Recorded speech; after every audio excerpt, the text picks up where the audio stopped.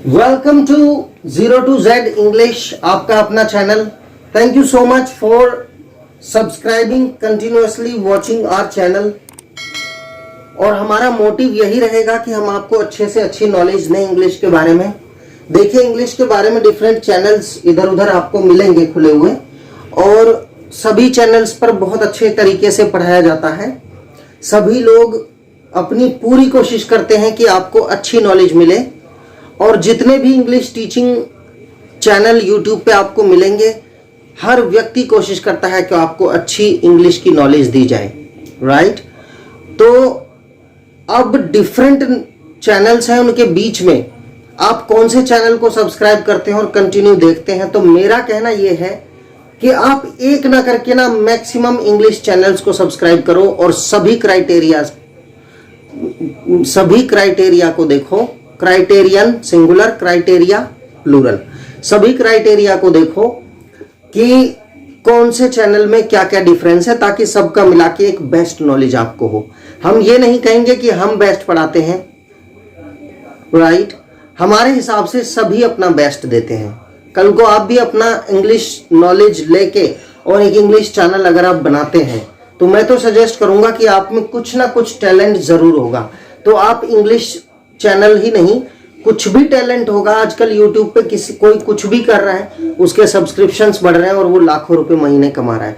तो मैं सबसे रिक्वेस्ट करूंगा कि आपके अंदर कुछ ना कुछ टैलेंट होगा, जिसको आप रोज 10 से 5, 15, 20 मिनट की वीडियोस बनाकर डाल सकते हैं यूट्यूब पे, और साल 2 साल 3 साल में आपके सब्सक्रिप्शन वॉच टाइम बढ़ के आपको अच्छा नॉलेज हो सकता है, अच्छे पैसे कमा सकते हैं।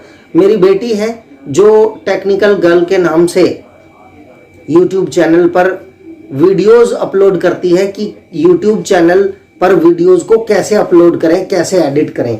तो इस तरह से डिफरेंट चैनल आपको मिल जाएंगे और उसमें आप ये सीख सकते हैं कि कैसे एडिट करें। तो घर बैठे मैं तो चाहूंगा कि हमारे सभी स्टूडेंट अच्छी इंग्लिश सीखें, उसके बाद अपना एक चैनल बनाएं।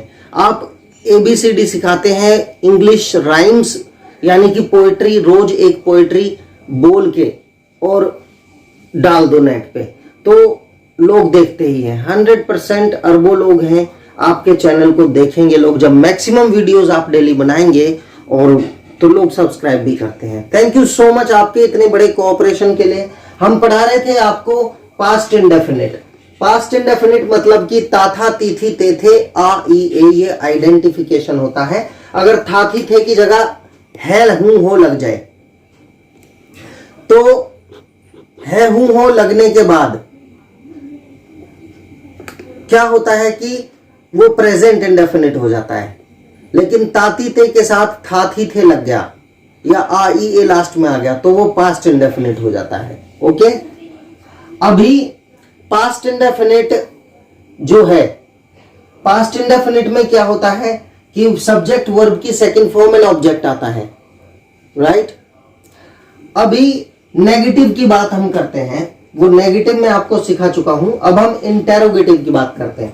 तो इंटेरोगेटिव में मैंने आपको नॉर्मली जब international rule for all the translation affirmative negative interrogative सिखाया था, तो उसमें बताया था कि बिगिंस विद क्या। अगर हिंदी में लिखा है सेंटेंस तो क्या से शुरू होता है, और अगर इंग्लिश में when in English then begins with helping verb. अगर इंग्लिश में लिखा है तो हेल्पिंग वर्ब से शुरू होता है। तो helping verb be, do, have 3 ही होती हैं। जैसे बी में आती है is, am, are, was, were, will, shall. English और डू में आता है डू, डज, डिड। हैव में आता है हैज, हैव, हैड। अब इसमें हेल्पिंग वर्ब डिड लगती है, राइट। तो इसका डिड ही सबसे पहले आएगा। तो देखिए रूल हमने लगाया, डिड सब्जेक्ट नॉट है तो सब्जेक्ट के बाद, वरना नेगेटिव सेंटेंस में डिड यहां आ जाता है, सब्जेक्ट डिड नॉट, राइट।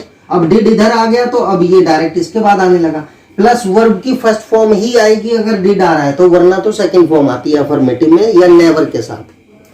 अब फर्स्ट फॉर्म प्लस ऑब्जेक्ट। तो देखिए, क्या वह पिछले वर्ष कोरोना पीड़ितों की मदद करता था।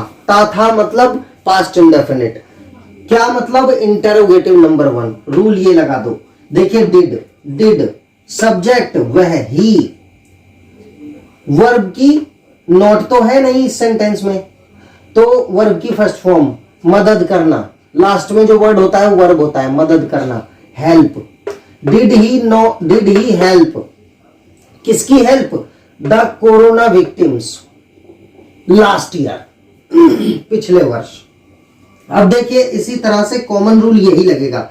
डिड दे बाय, क्या वे खरीदते थे या क्या उन्होंने खरीदा?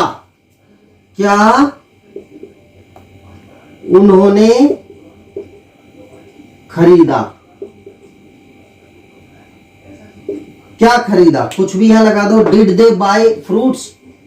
डिड शी डाई, क्या वो मर गई? ऑफ फीवर, क्या वो फीवर से मर गई? डाई का फर्स्ट फॉर्म। अगर डिड ना लगे और अफर्मेटिव बनाना है तो सब्जेक्ट वर्ब की second form, she died of fever, वो फीवर से मर गई। Did she die of fever, क्या वो फीवर से मर गई? अब आप एक चीज डिफरेंस देखेंगे, प्रेजेंट इंडेफिनिट का इंटेरोगेटिव होता है तो ताहे तीहे तेहे आता है और इसमें डू डज आता है यहाँ। तो देखिए does he help the corona victims last year, क्या वो पिछले साल कोरोना विक्टिम्स की मदद करता है? लास्ट ईयर हटा दो तो यहां पर सेंस सही बनेगा। क्या वो कोरोना विक्टिम्स की मदद करता है? डज लगाते ही, दे है तो डू लगेगा, डू दे बाय, क्या वो खरीदते हैं? लेकिन दिस इज पास्ट इंडेफिनिट तो डिड आएगा हेल्पिंग वर्ब। इसको हम हेल्पिंग वर्ब से ही समझ सकते हैं कि this is past indefinite.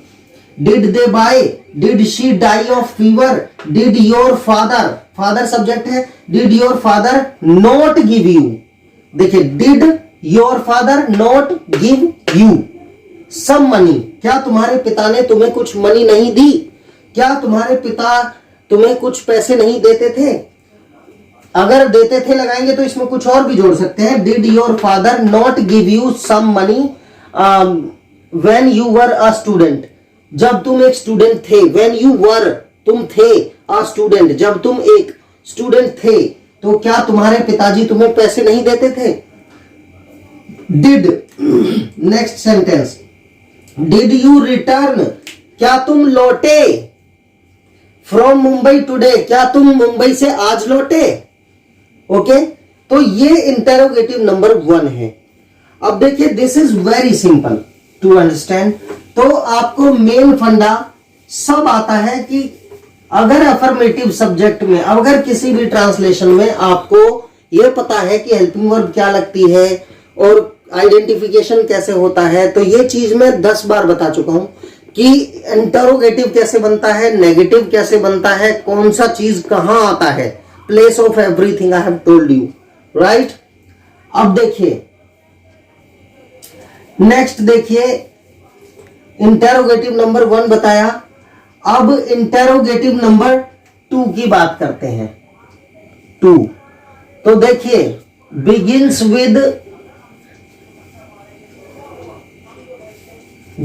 With interrogative word, interrogative word when it is in English, जब ये इंग्लिश में लिखा होता है सेंटेंस तो इंटेरोगेटिव वर्ड के साथ शुरू होता है। जैसे why did she give you my bag, उसने तुम्हें मेरा बैग क्यों दिया, राइट उसने तुम्हें मेरा बैग क्यों दिया, उसने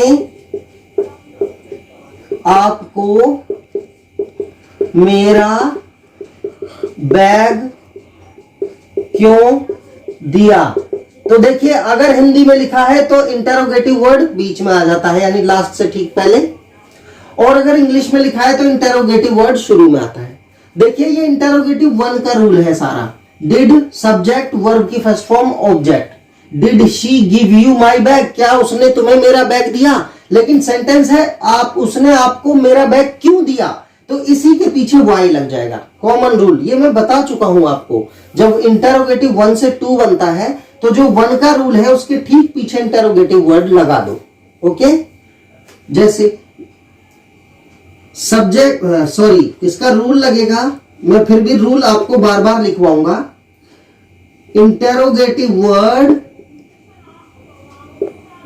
plus did plus subject plus not है तो यहीं पर आएगा, plus verb in first form plus object. Okay, interrogative mark. अगर आपने क्वेश्चन लिखा और उसके पीछे वो इंटरोगेटिव मार्क नहीं लगाया तो वो क्वेश्चन ही गड़बड़ है, मार्क्स नहीं मिलते, आधा नंबर कट जाएगा आपका। नाउ